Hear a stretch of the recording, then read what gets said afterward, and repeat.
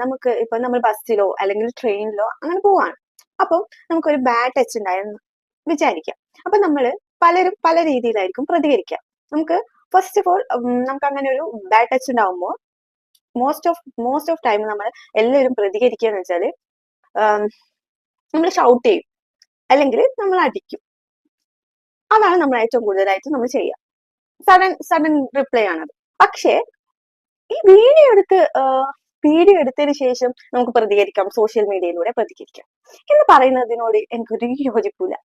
അതെന്ത് കാഴ്ചപ്പാടാണ് ശരിക്കും?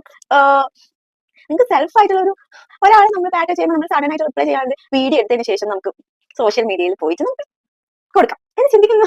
ഐ അതിന്റെ ലോജിക്ക് എന്താണ്? നിങ്ങൾക്ക് ഫെയിം വേണമെങ്കിൽ വേറെ എന്തെങ്കിലും രീതിയിൽ നിങ്ങൾക്ക് വൈറൽ ആണെങ്കിൽ വൈറൽ ആയിക്കോളൂ. പക്ഷെ ഇങ്ങനത്തെ ഒരു സെൻസിറ്റീവ് ആയിട്ടുള്ള കാര്യം യൂസ് ചെയ്തിട്ട് ഒരു വ്യക്തിയുടെ ജീവനാണ് എടുത്തത്.